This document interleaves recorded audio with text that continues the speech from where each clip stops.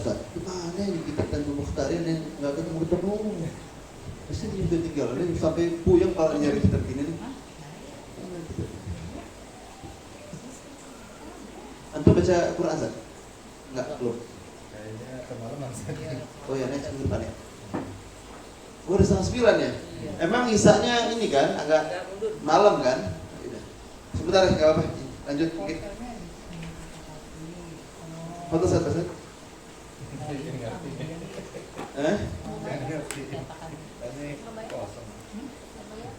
Sekarang yang ke yang keempat ya? Sudah ini. Tiba'un Nabi. Bismillahirrahmanirrahim. Sudah saat ini. Berikut. Pernah. Ijtinabu ma naha anhu Nabi sallallahu alaihi wasallam. Bismillahirrahmanirrahim. Qala musannif wa mu'allif rahimahullahu ta'ala wa nafa'na bihi wa bi'ulumi fi darini amin. Qala ijtinabu ma naha anhu an-nabiy sallallahu alaihi wasallam ka syarbi qa'iman bila daruratin kama qala la yashrabanna ahadukum qa'iman rawahu Muslim wa qawluhu sallallahu alaihi wasallam la yahtubu ahadukum ala hitbati akhihi rawahu Abu Dawud wallahu a'lam bissawab. Eksis. Ada teman mau kesini, saya baca Maulid Tibai. Dia lulusan Hadramaut 7 tahun. Tapi kayaknya nggak ngejar waktunya. Ya. Qala musannif rahimahullahu taala wa ada man naf'alana bihi bibarak bidran qala radhiyallahu ta'ala anhu. Allahumma ya man maqali umar kullu bi yadihi liyarju amr kulluh ya fata ya'lim ista'an fatan gariba ya fata ya'lim ya fata ya'lim ya fata ya'lim. Nah, termasuk adab kita sama Nabi Muhammad yang berikutnya adalah ijtinabu manaha anhu Nabi sallallahu alaihi wasallam. Ya, kita berpaling dari sesuatu yang dicegah, yang dilarang oleh Nabi Muhammad sallallahu alaihi wasallam. Seperti apa? Di sini disebutkan seperti kasyurbi gaiman, seperti minum dalam keadaan berdiri. Jadi minum berdiri tidak diperbolehkan bila darurat. Ya, kalau ada darurat, keadaannya memang kita susah untuk cari tempat duduk, mau nggak mau sudah. Seperti apa nih? Seperti hadir kondangan di tempat-tempat yang mewah, ya. Semakin mewah semakin geblek gitu. Mendingan kondangan di kampung ada kursinya jelas ya. Kemarin beberapa minggu lalu saya menghadiri pernikahan saya punya saudara di mana tuh, di gedung Bulog kan, kalau nggak salah. Saat itu nggak ada kursinya Bang Abed, suwe. Nyari kursi nggak ketemu. Adanya kursi untuk yang VIP ya betul, orang khusus gitu. Mau nggak mau saya makan berdiri bu, minum berdiri. Ini darurat namanya, bukannya nggak mau duduk, memang keadaannya tidak mendukung. Kosong nggak tuh VIP? Ya ada orangnya saya. Nah ini kan maksudnya darurat ya. Kita susah untuk menghindari keadaan itu, mau nggak mau kita makan dalam keadaan berdiri. Ya, semakin modern semakin kosong ya ajaran Nabi Sallallahu Alaihi Wasallam. Ya. Ini naudzubillah ini, padahal ini tidak bagus untuk bagian perut. Kalau kata instruktur fitness. Nah gitu ya. Kama qala Nabi SAW la yashrabanna, ya janganlah sesekali kalian salah seorang di antara kalian minum qaiman dalam keadaan berdiri. Rawahul Muslim, ini hadis yang diriwayatkan oleh Imam Muslim. Oga qaulih sallallahu alaihi wasallam la yakhtub ahadukum kala khitbati akhihi. Juga jangan nih salah seorang di antara kalian mengkhitbah perempuan yang sudah khitbah oleh saudaranya gitu. Ya, melamar yang sudah dilamar haram, hukumnya nggak boleh. Tapi jadi maka istilah sebelum janur kuning melengkung, wah, gua salib loh. Ya selama belum dikhitbah nggak masalah. Selama belum dikhitbah, khitbah itu mesti ditandain gitu. Ya, maka haram, nggak boleh kata Nabi Muhammad. Larangan keras. Sudah dipanjarin. Dipanjar ya. 10 juta. Ya beli ini, taruf. Ini banyaklah kalau kita buka kitab-kitab larangan Nabi itu ada di beberapa sunnah itu banyak. Kitab sunnah Nabi Muhammad banyak. Cuma memang ya dikumpulkan intinya gitu, secara umumnya begitu. Kemudian takdimu gauli Nabi sallallahu alaihi wasallam, sunnah berikutnya ada kita sahabat Nabi Muhammad mengedepankan ucapan Nabi Muhammad atas ucapan seluruh manusia. Ya, bahkan Imam Syafi'i sebagaimana Imam Syafi'i berkata, yaqul, beliau berkata, idza sahal hadis, bila mana hadis itu benar, sahih, ya, fa huwa madhhabi, itulah madhhab saya, kata Imam Syafi'i.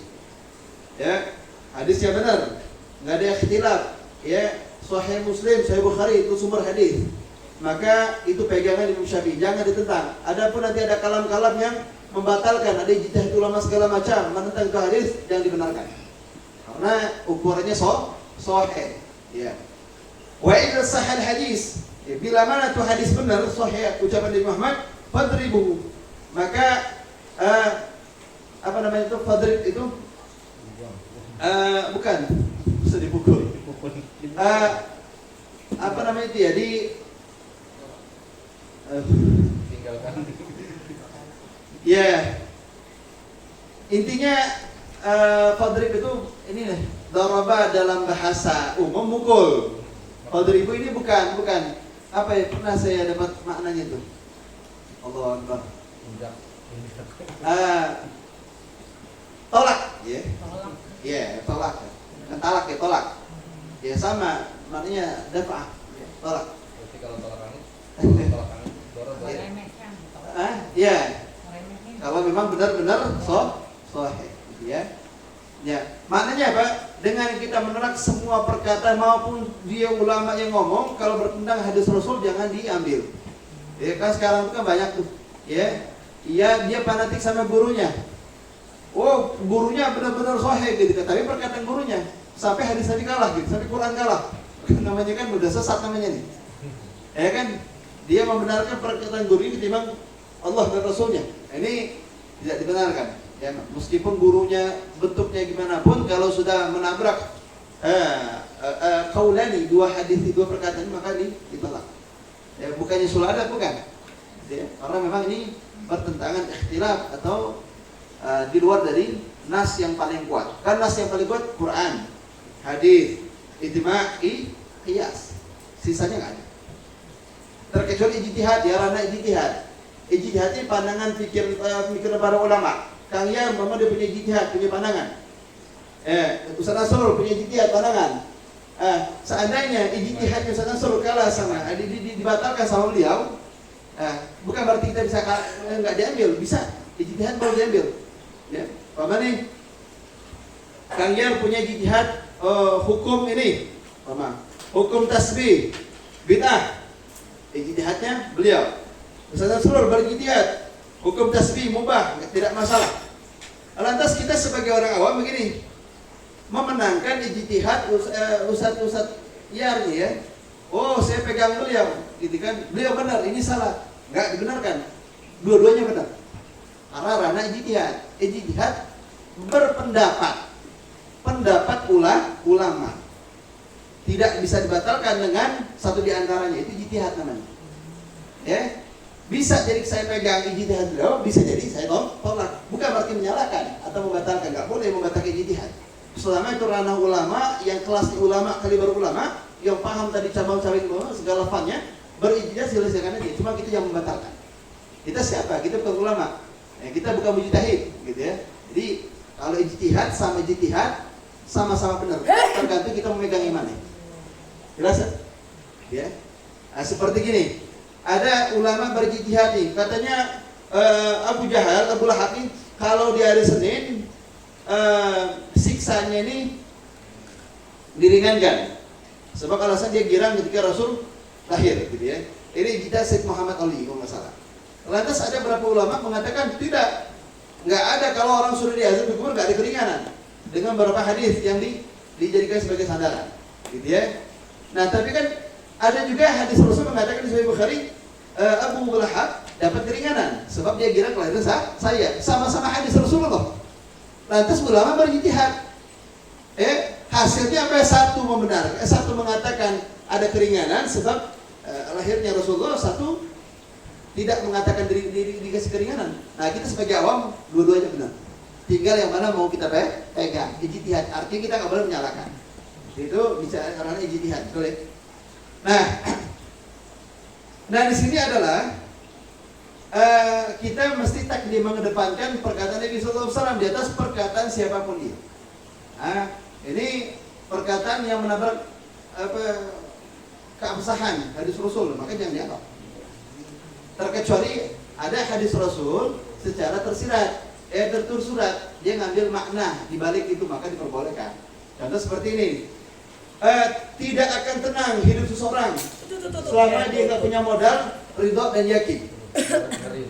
Tuh, serangan. Kok bisa terbang nih? Kalau di sini kok benar dari situ. Ya, gini ya. Jelas ya. Nah, hidup seseorang tidak bakal tenang selama dia nggak punya modal, ridho dan yakin dalam kehidupannya. Nah, ini kan perkataan yang saya ambil dari hadis Rasulullah. Rasul mengatakan nih, Allah itu menjadikan roha ketenangan dalam diri seorang hamba, kata Nabi Muhammad, dengan modal ridho dan yakin. Sampai nih kita dengan pertolongan kita pikir nih, ya intinya nih hidup kalau pengen tenang mesti ridho dan yakin. Gitu. Nah ini perkataan Nabi Muhammad, tapi dengan makna tersirat. Gitu. Jelas? Maka itu dibenarkan. Nah, atas kemudian ada berikutnya mahabbatun Nabi Muhammad aktsara min mahabbati nafsi wa mali wa walidain wa nasi ajma'in. Dan mencintai Nabi Muhammad itu lebih diunggulkan dari apa? Dari cinta kepada diri sendiri, cinta kepada harta, cinta kepada kedua orang tua dan cinta kepada seluruh manusia. Maksudnya bagaimana?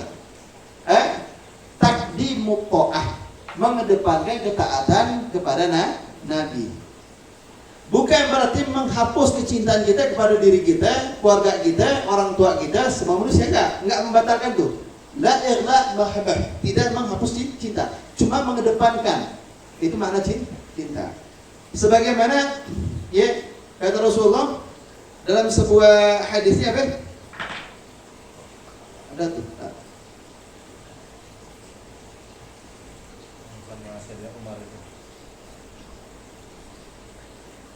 Nah ini kata Rasulullah, la yu'minu ahadukum, tidak beriman, maknanya tidak sempurna salah seorang di antara kalian akan keimanannya hatta akuna ahabba ilaihi, sampai aku lebih dicintai dari kedua orang tuanya, anaknya, seluruh manusia. Jadi ini hadis.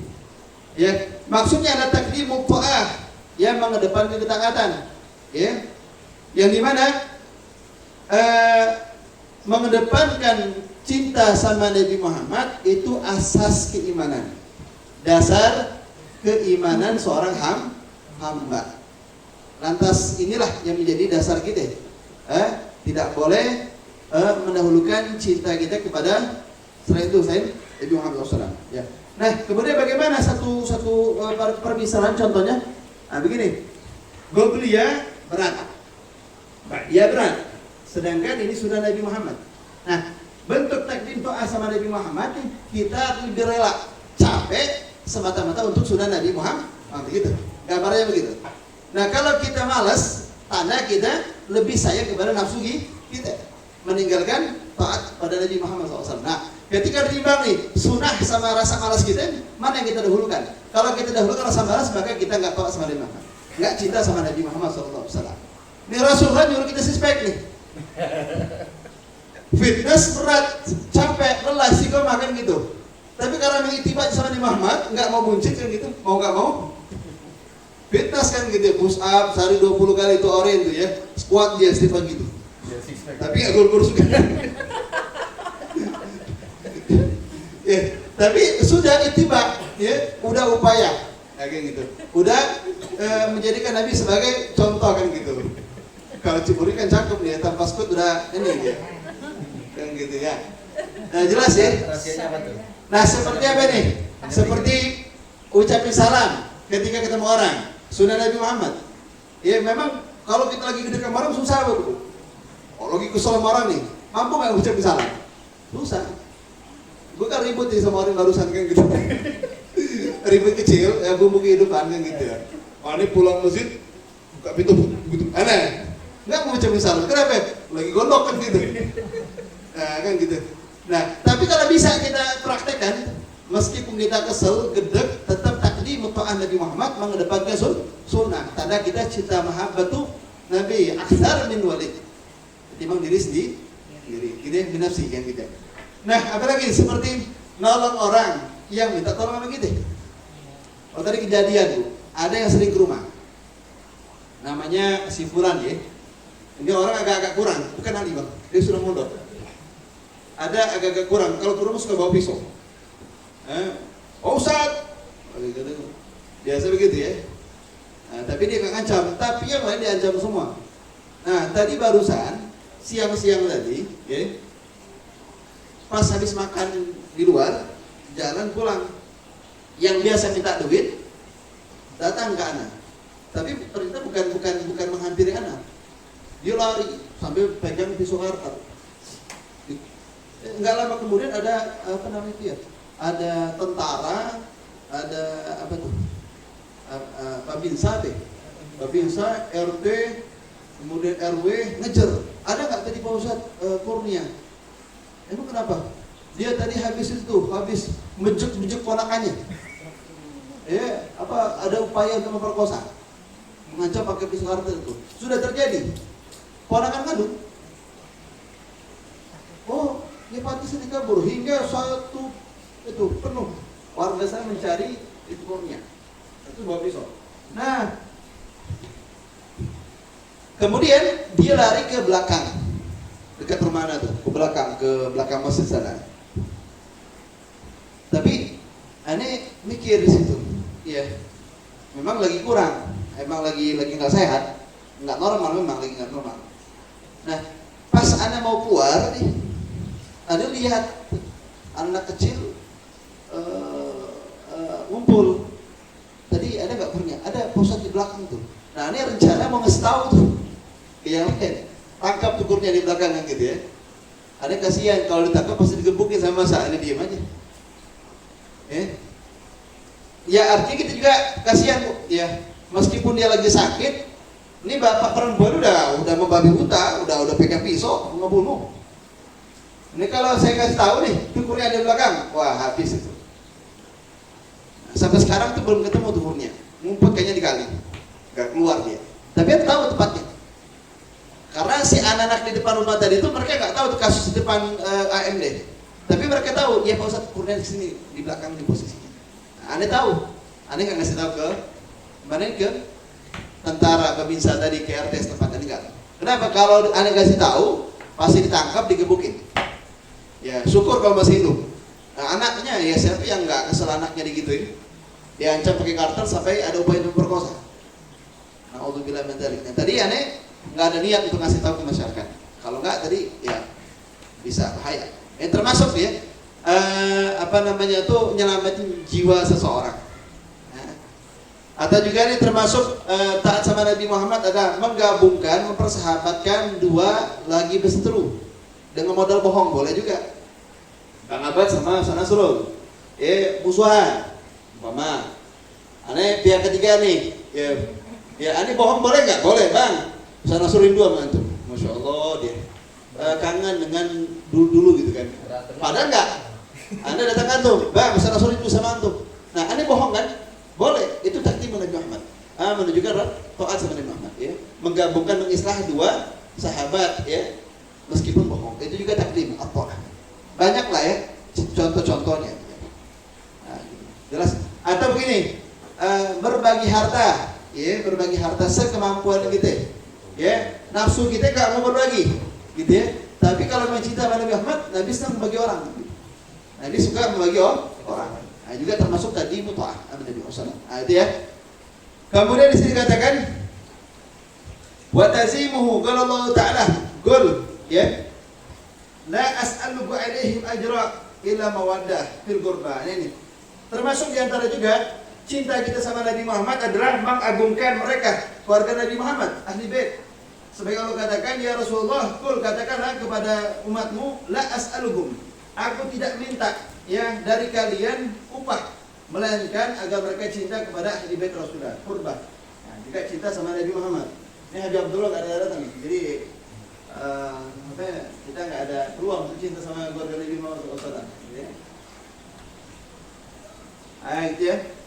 Kemudian satu di antara juga ya bentuk adab kita sama Nabi Muhammad ma'ashaban Nabi, ya cinta sama sahabat Nabi, khususan khulafaur rasyidin, berkhusus kepada para sahabat yang empat ya, Abu Bakar, Umar, Utsman, wa Ali. Sebagaimana contoh ya, seperti ada beberapa paham Syiah ya, Syiah yang keras, mereka membenci sahabat Rasulullah SAW, yang membenci Sayyidina Abu Bakar, Umar, Utsman, Ali enggak. Alhamdulillah ya, bahkan beberapa syair mereka melaknat ya sahabat Nabi Muhammad SAW seperti Syiah gitu ya. Ini kita mesti tentang tuh kalau ketemu sama orang begitu. Anda potong rambut ya sebelum botak, karena tuh kayak potong balap. Ada nih yang tukang cukur, dia kena fitnah Imanuddin yang enggak meyakini Habib Zuriyah Rasulullah SAW. Sebab aneh kan memang ini dia tahu, Pak Ustadz sekarang ini apa namanya itu para sahabat sekarang banyak yang Zuriyah Rasulullah. Tapi saya cermati ya dengan perenungan saya nih, ya masa yang mengaku Zuriyah Rasulullah omongannya jorok kasar gitu ya. Patokannya cuma dua, Habib Bahar sama Berzik. Dia nggak ngeliat Habib yang lain seperti Habib Umar atau yang masyhur yang diem, yang masyhur kalau kita lihat wajahnya tuh ingat kita semua Subhanahu wa taala seperti Habib Ja'far As-Shadiq yang saya punya guru tuh, dia tenang dia kalau kita lihat dia tuh cinta gitu, ingat sama Allah Taala. Kalau dia ngajar tuh masya Allah tabarakallah. Nah dia cuma fokus dua Habib ini nih, ya nggak pantas gitu ngaku Zuriyah Rasulullah, cuma omongannya jahat. Dengan sebab itu dia meyakini Habib bukan cucu Nabi. Dengan dia menyadarkan dengan dua Habib ini, padahal Habib lain banyak. Subhanallah, ada Habib Umar bin Hud, Habib ada Jufri, banyak sekali para Habib yang masya Allah kita lihat kita ingat Allah Subhanahu wa taala. Tapi dia fokusnya cuma dua ini. Dengan sebab dua ini dia nggak mengakui Habib Zuriyah Nabi Muhammad. Nah ini kan alhamdulillah. Boleh kita kasih pengetahuan kepada mereka. Anda bilang gini, Bang, ente nggak adil, ente bilang. Kalau memang begitu, ente tahu nggak Habib Umar bin Habib? Nggak tahu. Habib Ali nggak tahu. Habib Umar bin Hud, Habib Musin nggak tahu. Lantas kenapa ente menggagalkan Zuriyah Habib bukan Zuriyah lantaran ente cuma melihat dua Habib ini? Nggak boleh, ente nggak adil, ente nggak objektif maksudnya itu. Nggak objektif. Nah, ini Bu, kita mesti bela. Ya kalau memang kita cinta sama ahli bait Rasulullah, itu bentuk pengagung kita sama Nabi Muhammad sallallahu alaihi wasallam. Bantu mereka sekemampuan kita. Kalau ada yang jelekin Habib ini bukan cucu Nabi ya, kasih penjelasan. Kalau dia nolak ya sudah. Memang Allah mau gitu. Tapi kita mesti pasang badan untuk membela zuriyah Rasulullah sallallahu. Karena itulah takzim kita sama Nabi Muhammad sallallahu alaihi wasallam. Mudah-mudahan Allah taala mantapkan keimanan kita, keislaman kita, taufik hidayah, bisa ittiba dengan Nabi Muhammad sallallahu alaihi wasallam. Sallallahu alaihi Muhammadin wa alihi wasallam. Alhamdulillahirabbil alamin. Alhamdulillah.